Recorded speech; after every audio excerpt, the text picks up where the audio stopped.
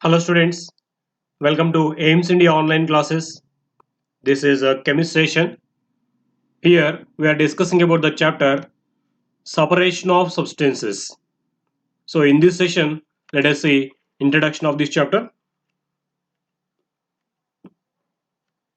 In the day-to-day life, there are times when one needs to separate a useful substance from a mixture. This is done by using various methods of separation of substances, isn't it? So these necessities we might have to face in our daily life. We'll be getting some substances, so they may contain more than one kind of substance. We need to separate them to get the useful component from that. So for that purpose, we do follow certain separation methods for getting that useful component from that mixture given to us, isn't it? So about these separation of substances we are going to discuss in this chapter. We separate components in mixtures for different purposes in our daily life. Yes, for different purposes we follow these separation techniques in our daily life. For example, we remove small stones from rice before cooking, isn't it? We observe in the kitchen our mother will be separating small stones present in the rice before cooking it.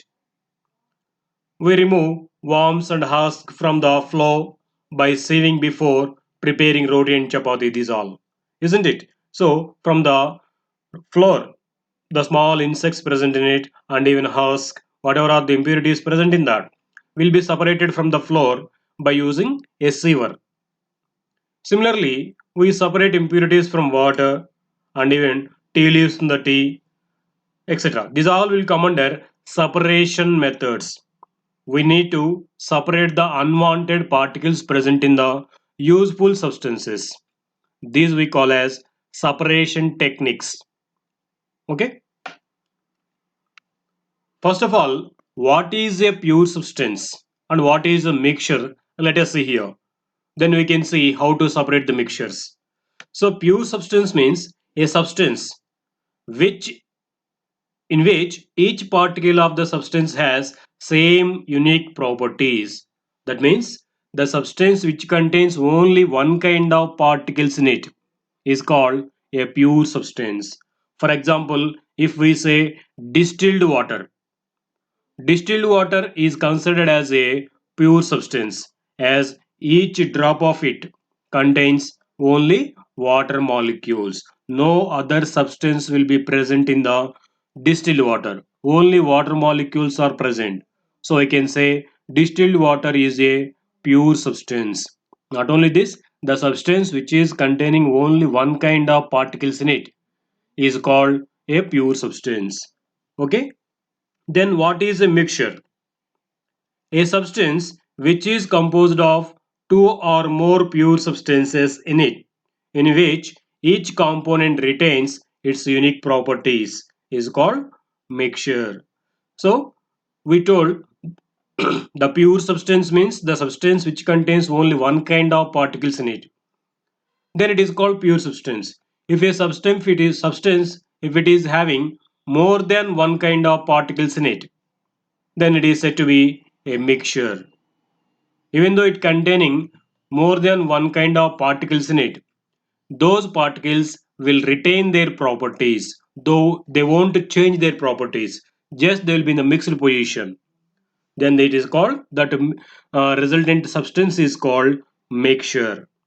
For example, air is a mixture of several gases, isn't it?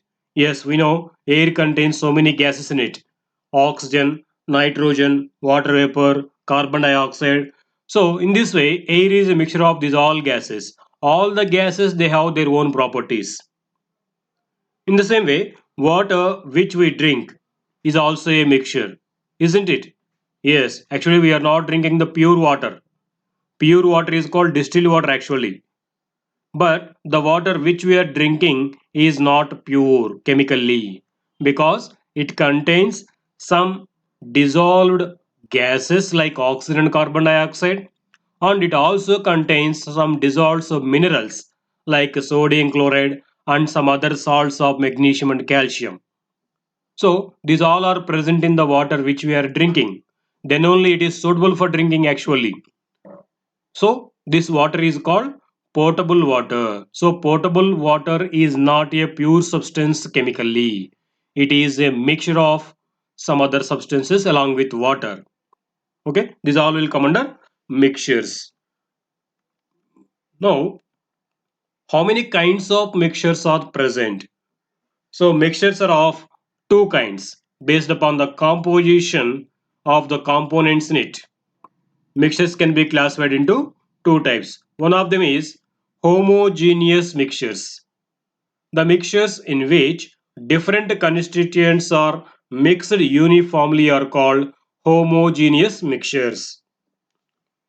For example, if you see here green tea or lemon tea is shown here, it contains more than one kind of substances in it, isn't it? It contains water, some decoction, and some lemon juice, and even some green tea decoction will be there in that, and some sugar will be added often. So the mixture of these all it is, but it seems like one component, isn't it? It seems like a brown liquid. So this kind of mixtures which are having the uniformity of the components, the mixtures in which different constituents are mixed uniformly are called homogeneous mixtures. A homogeneous mixture has a uniform composition throughout its mass. Yes, if you say the composition of the decoction water and sugar at the bottom, however it is there, the same composition will be at the top also. So there will be uniform composition in the entire mass. Such kind of mixtures are called homogeneous mixtures. It has no visible boundaries of separation between the various constituents. Yes, there is no boundary. Visible boundary won't be existing for this kind of mixtures. See, are you able to identify the tea decoction separately and water separately and even sugar separately in this? No, we are not able to see them separately. All will be mixed and seems like one component. These are called homogeneous mixtures. So these homogeneous mixtures are also called as solutions. Okay, these are one kind of mixtures. There is one more kind of yes, here they are showing some examples for the homogeneous mixtures. Let us see them. All alloys such as brass and bronze, sugar solutions, air, and air is a solution because it has so many gases mixed in that. See, alloys like brass and bronze, they are made up of more than one kind of metals actually, but they seems like one metal, isn't it? And sugar solution, it is made up of water and sugar, but it seems like one liquid. And even air. Air is a mixture of so many gases like carbon dioxide, oxygen, nitrogen, and water vapor, and etc. So these all will come under homogeneous mixtures. Okay, next kind of mixtures are heterogeneous mixtures. The mixtures in which various constituents are not mixed uniformly are called heterogeneous mixtures. For example, if you see here the mixture of oil and water, if we take some quantity of oil and water into a glass, if you mix them thoroughly with a spoon, will you observe the mixing of those two liquids? No, they won't mix each other. They form two separate layers. The denser water will go down, whereas lighter oil will be floating on the water. This kind of mixtures in which the components are not mixed properly, not mixed uniformly, are called heterogeneous mixtures. Okay, so a heterogeneous mixture does not have uniform composition throughout its mass. Yes, there is no uniform composition. They won't be mixed properly. Such kind of mixtures are called heterogeneous mixtures. So it has visible boundaries of separation between the various constituents. Yes, here the components can be seen visually. If we observe this same mixture here, the mixture of water and oil, we can see clearly water and oil separation, isn't it? Yes, they are seen clearly. Such kind of mixtures are called heterogeneous mixtures.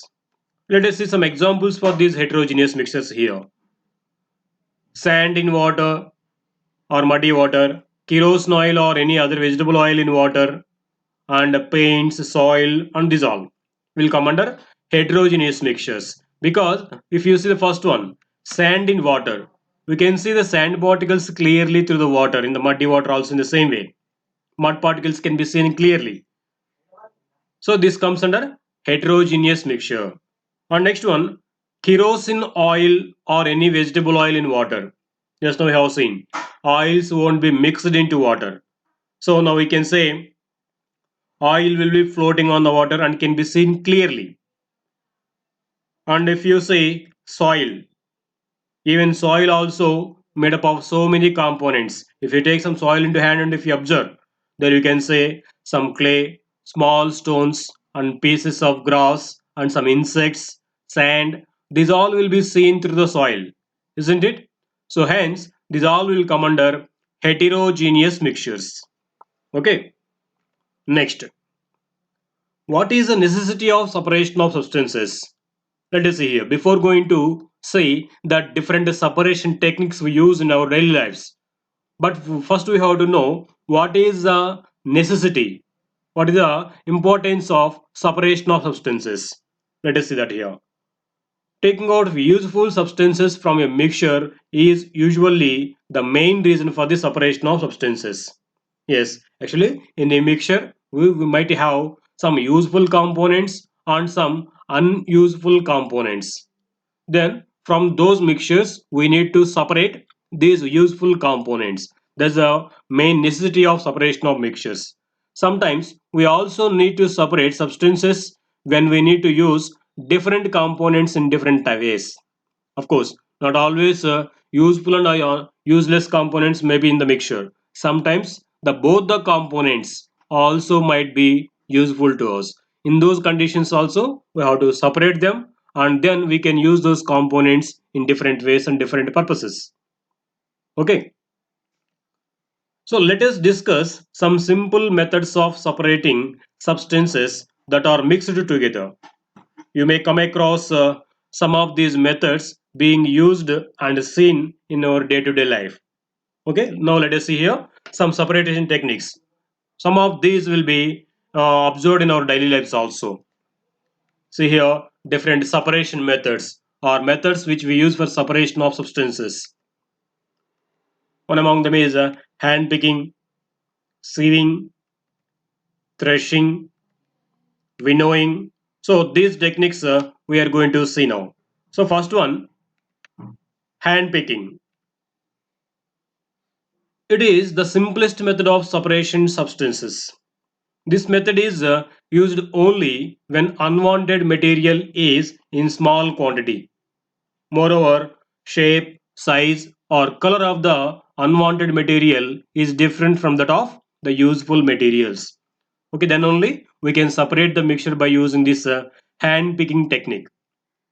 So there, the quantity of this unwanted material will be less. Then we can separate them easily. And even there should be slight difference in their shape or size or color. Any one of these will be different from the useful material. For example, say in our homes our mothers will be separating some small stones or any stones or some other insects present in the rice by hand picking method. Before cooking that they will separate this all, isn't it?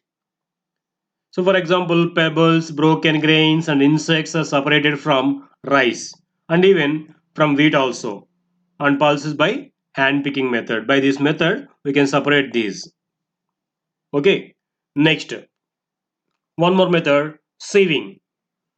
When the size of the particles is too small to be picked up by a hand, or when the quantity is too large, sieving is used for separating substances. So actually in hand picking method what we told, if the quantity of the unwanted material if it is small, then we can prefer that hand picking method. Slowly we can remove those all unwanted particles by hand picking.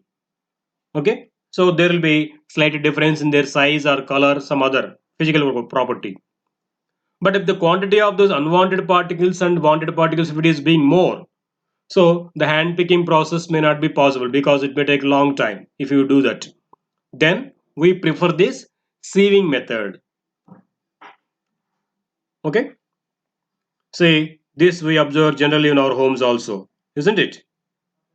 A sieve having holes of proper size is used for separation of the unwanted particles.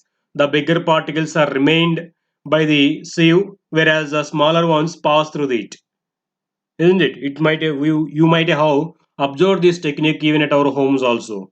So before cooking these rotis and this all, what they do? They will separate the insects or any small pieces, other unwanted particles present in the flour by using this sieving technique. So yes, they have given the example here. For example, this method is used for separating brown from flour and sand from gravel. If you observe at a construction of buildings, there they will be separating stones and some other unwanted particles present in the sand by using this sieving technique, isn't it? Yes. Next, threshing. Threshing is part of the harvesting process. Yes, it is one of the techniques which is followed by uh, farmers in the harvesting process. The stacks of harvested crop are thrashed against a slab of rock is called threshing. So what they do after cutting the crop, they will beat this crop against a slab or any hard rock. Then the grains stick to that, they will be separated. This method is called threshing. The grains are separated from the straw by impact when the crop is beaten against a slatted bamboo or wooden platform or any other hard object such as a steel drum. Okay, any one of these will be taken and the straw is beaten against, then the grain will be separated from it. This process is called threshing. Okay. Next, winnowing. When the mixture is allowed to drop from a certain height. So the mixture which is obtained in the threshing process. What they have done in the threshing process, the crop is beaten against a hard rock. Then the grains are separated from it. That is called threshing process. Along with the grains, sometimes some other stones may come and even some grass also will be remained or some husk will be remained in the grains. So for the separation of these all from the grain, we use this winnowing technique. So what they do in that, when the mixture is allowed to drop from certain height, then lightweight constraint is blown away by air and a heavyweight constraint, that is grain, is settled on the ground. So after threshing, what happens? Along with the grain, certain husk also will be mixed into the grain. So for the separation of this husk, they will take the mixture of grain and husk into a plate. Then they will drop this mixture from certain height. Then the lighter weight husk will be blown away, whereas the heavyweight grain will be settled down the ground here. So they form two separate heaps. In this way, lightweight husk is separated from grain by the process called winnowing. Okay, this process of separating is a mixture is called winnowing here. So this technique included using a flat basket shaken to raise the chaff on a pile of harvested grain. Yes, they have used a flat basket here. See, this is flat basket is used. So into this, the mixture of grain and husk is taken. Then on standing on the certain height, they shake this flat basket. Then the mixture will be falling down. While falling down, the lighter weight particles will be blown away because of air, and this heavyweight grain will be separately fallen as a heap. In this way, grain and husk are separated by using this process winnowing. Mostly this process is used by farmers in the cultivation, in the harvesting process. Okay, thank you for watching our video. Please subscribe our YouTube channel Aims Today and visit our website aimstoday.in for latest updates and recorded videos.